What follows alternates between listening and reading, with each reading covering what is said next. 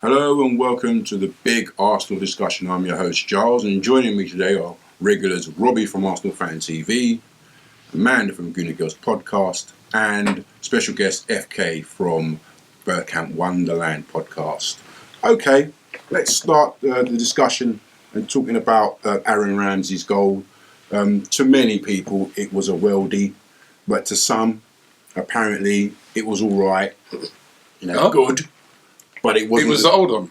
Who said it was all right? A certain fella called Adrian Durham from a radio station. I should have known. Listen, that goal, that's the best goal I've seen for a long time. He said it was a good goal, but he scored it in his school. He scored it in his schoolyard playground. That it was a training routine, and that Steven Gerrard's goal the other night against whoever it was, Basel. No, was it Basel? Basel. Yeah, a free kick. Yeah, something like that. Yeah, was better. That's ridiculous. And more important. That's and better technique. That goal by Aaron Ramsey the other day was absolutely is so incredible. How far he was out, the technique. Most players would have hit that. It would have went about into row Z. He hit it with his left foot. He's right-footed, and even the commentator at the time kept saying, "Oh, he caught it on the half volley." It wasn't a half volley, it was a volley. Yeah, 6 inches from if Messi would have scored that goal, everybody would be saying goal. I mean, to me, I saw the goals for the goal of the season for the FIFA Ballon d'Or or whatever thing there, and that's better than all of them. That goal was absolutely incredible by Ramsey. The technique, everything about it, it was just... Even Galatasaray fans, you know how vociferous they are, even they were clapping that goal. That's how good that goal was. It's unbelievable. And I'm just glad to see Aaron Ramsey back. That's going to do so much for his confidence, that goal. He scored another goal. The other goal in the game he scored was brilliant as well.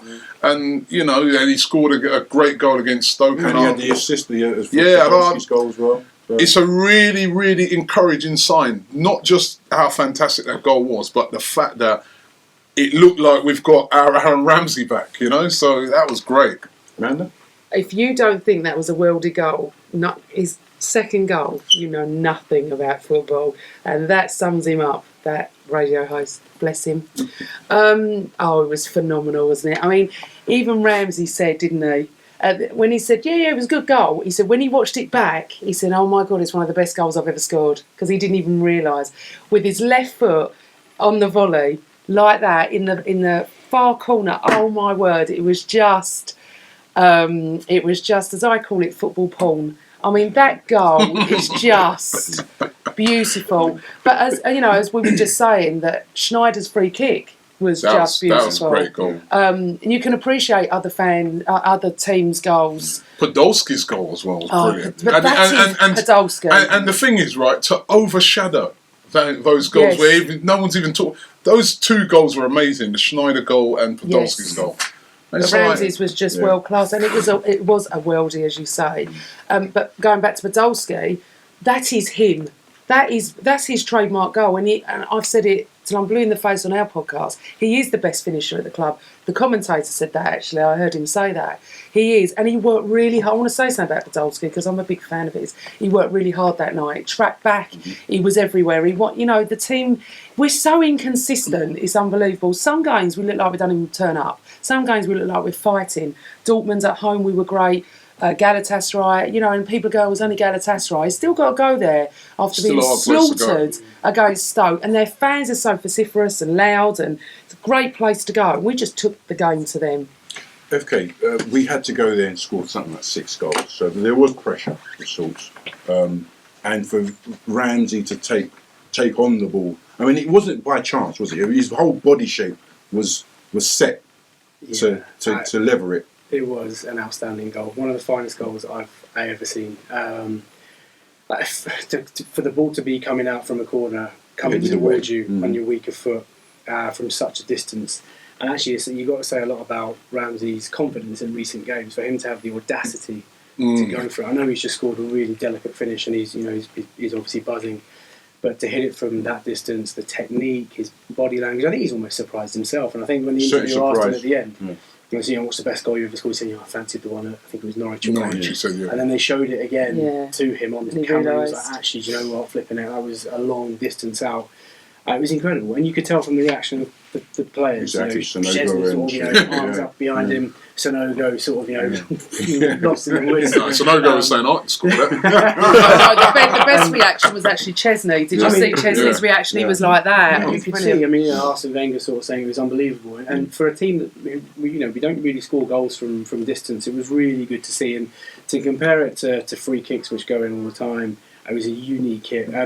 I host podcasts from my living room, but it doesn't mean I can host a radio show. So I think Adrian Durham's got to explain that one. But it was absolutely class. And the Gerrard one, if he's comparing it, Adrian Durham's saying that the Gerrard one's as good. The actually Gerrard's one hit the bar, didn't it? Hit the post and went in. So it wasn't even.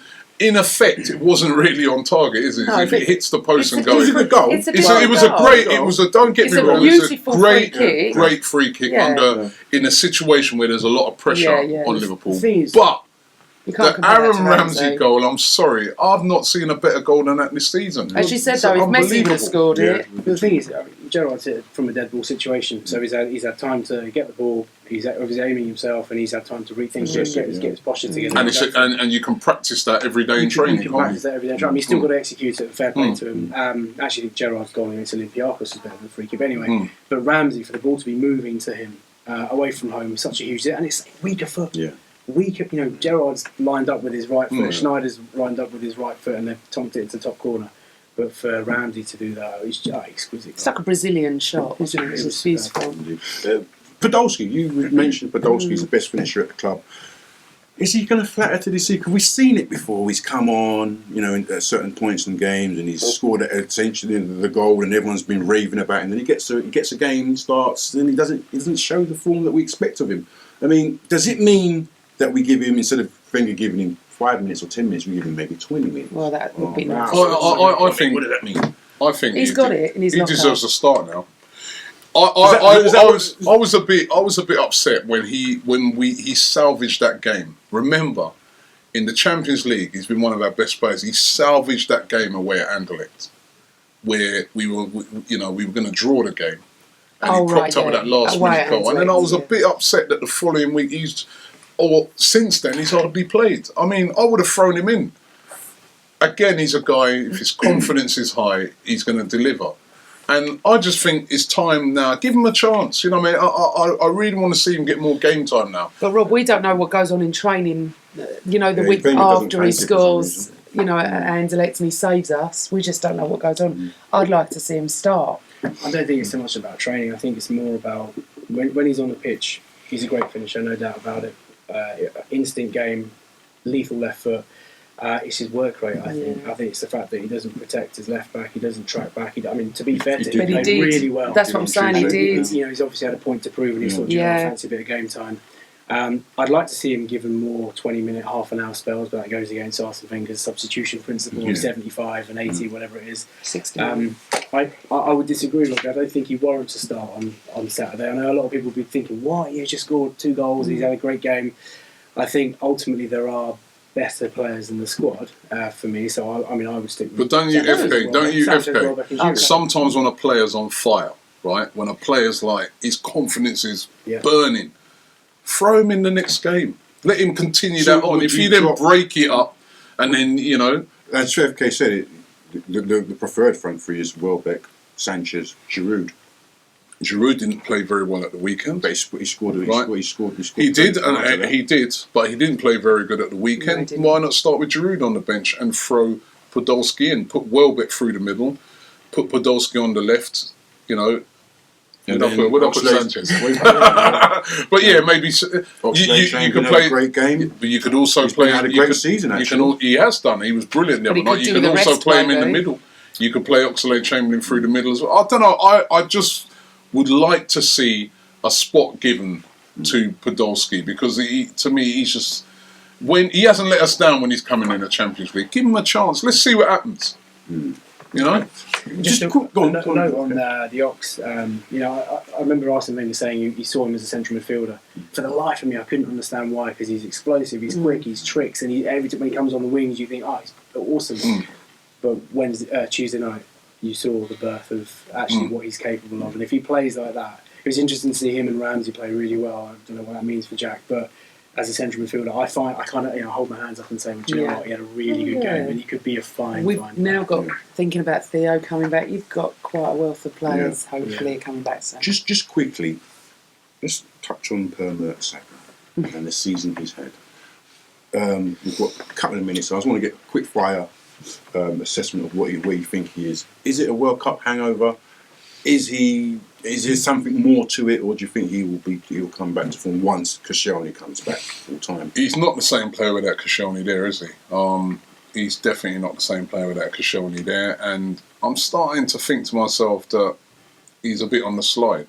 And I'm not saying to get him out of the club or nothing like that, but I just think that we need to start looking at replacing Mertesacker. He is he's getting older as well. There is a bit of World Cup hangover in there, I definitely think. But I do think we need to start looking at it long term, where his role would become almost like a bit like Di Michaelis at Manchester City, where he's sort of a third choice, and we bring in someone. Experience. Yeah, he's got it. Yeah. Listen, I like Mertesacker, but he's having a bad season. It's as simple as that, isn't it? Okay. I think it's a combination of World Cup hangover. I don't think he looks fit. I think also without having Koscielny next to him, and he's also had to play with an unpredictable right back. You know, when we lost Sanya and Debussy obviously getting injured, that was a bit of a blow just for the setup of the back four. So when you've got Bellerin playing a couple of games, you've got Chambers sort of playing centre back, right back. There's no real sort of stability there for him, and I think he's suffering from that. But you're right. I mean, he's really got to buck his ideas up, get his game together. When Koscielny comes back, they work in tandem brilliantly, and they both each other sort of clear up each other's errors and mistakes, and they actually make each other look much better than they are. So for me, long term, I'd love to see a top class centre back come in and Mertesacker become number 3. Amanda, quickly, what's yours? Same as what the guys said. There's nothing. I agree with Robbie. It's a bit odd, but I do agree with Robbie today quite a lot. Because I'm always right, that's right. No, it's because today I agree crucial. with you. What they both said, I mean, it is the COS factor, it is the World Cup factor, and he has got Bucky's ideas up, but I love him. So it's very hard for me when I actually love a player. I love everything about him, but he's not good enough at the moment. Okay, so what's your thoughts on the Ramsey goal? Was it a worldie or was it just an ordinary goal? Podolski, should he get a start? Should he get a run in the team? Or should he get just a few more minutes off the bench? And then Mertesacker, is he on the slide or will he regain form? Leave your comments in the box below. Sign up this Christmas for the Football Fanager competition, where you can win yourself our £100 Arsenal Fan TV Christmas bundle, including items like this: the Arsenal Fan TV varsity jacket, or you can win cool t-shirts like this, or like this.